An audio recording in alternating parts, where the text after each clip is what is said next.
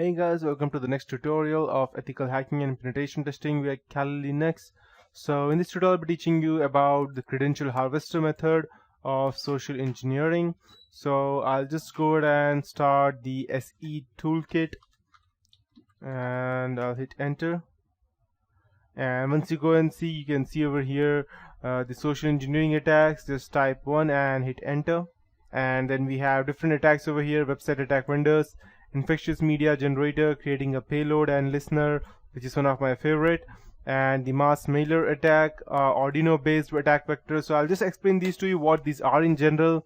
Spear phishing attack is targeting someone in specific, and that's what I taught you in the previous tutorial.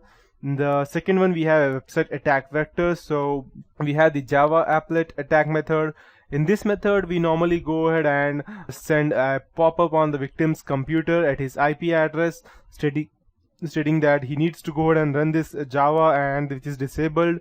In order for him to go ahead and actually run this, he needs to go ahead and update this, and he will get some kind of Java error. Let me check if I have my internet up. I'll just go ahead and show it out to you. I believe it's still down. Yep, it is down, I believe. Okay, never mind. So, but normally you know what a Java pop-up looks like. It will ask you whether you want to run it or not. So, okay, fine, never mind.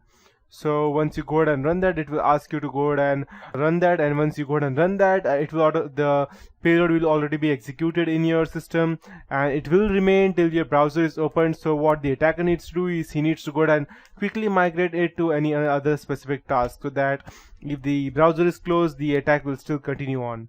We have the Metasploit browser exploit method, attacking cookies and DNS cache memories. We have the credential harvester method, which I would be teaching you in this tutorial.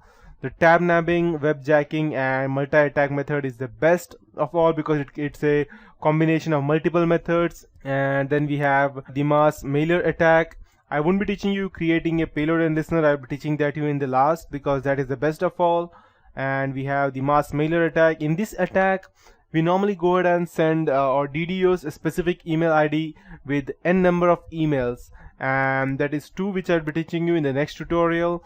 And that is not that big, and it is normally DDoSing a person so that he won't be able to use his email ID, and redirect him only to go ahead and use one specific email that you want him to see, and then you will be able to attack him.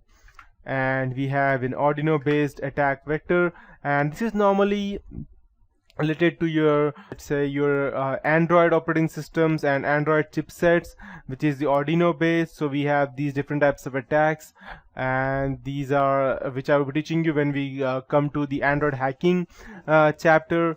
So these are PowerShells that we can go ahead and open on, or the genome widget that we can go ahead and open on targeted Android thing. And then we have the wireless attack point vector, that you go ahead and create a fake access point. People think that you're trying to impersonate someone else. For example, let's say you go ahead to a McDonald's cafe and McDonald's shop, or not shop exactly, cafe, I believe that's the right term. So you go ahead and visit to the McDonald's, and you see over there that there is a fake Wi-Fi. So what I normally do is that I open my Kali Linux on the laptop. I see that there is an open public Wi-Fi hotspot that anyone can go ahead and access.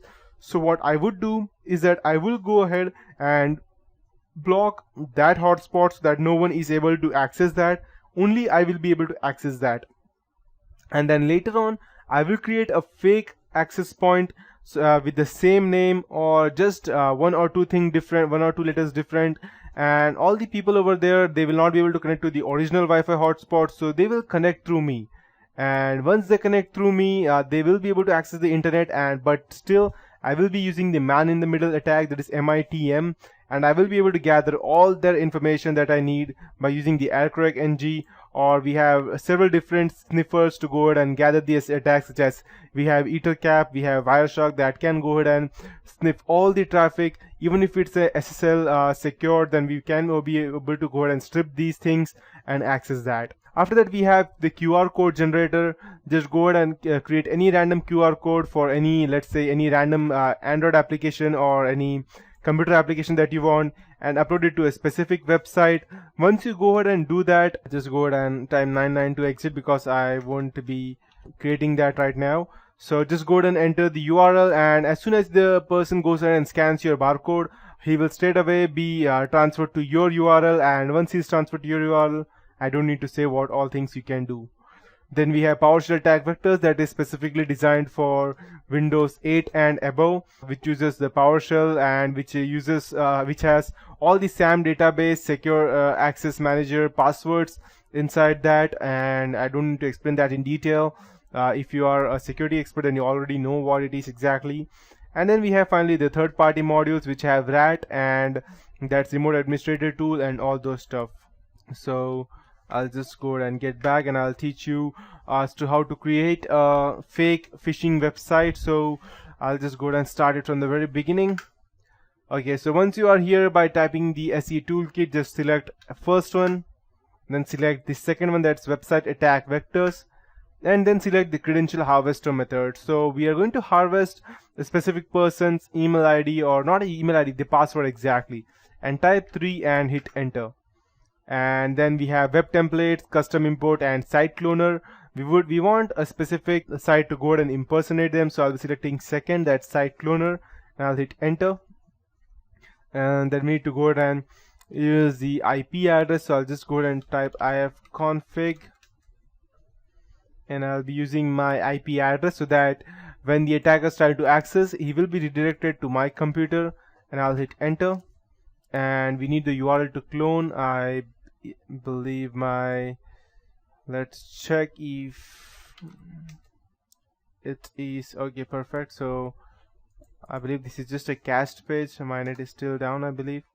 Okay, no, it's working perfectly. Let me test. Okay, fine, it's working perfectly.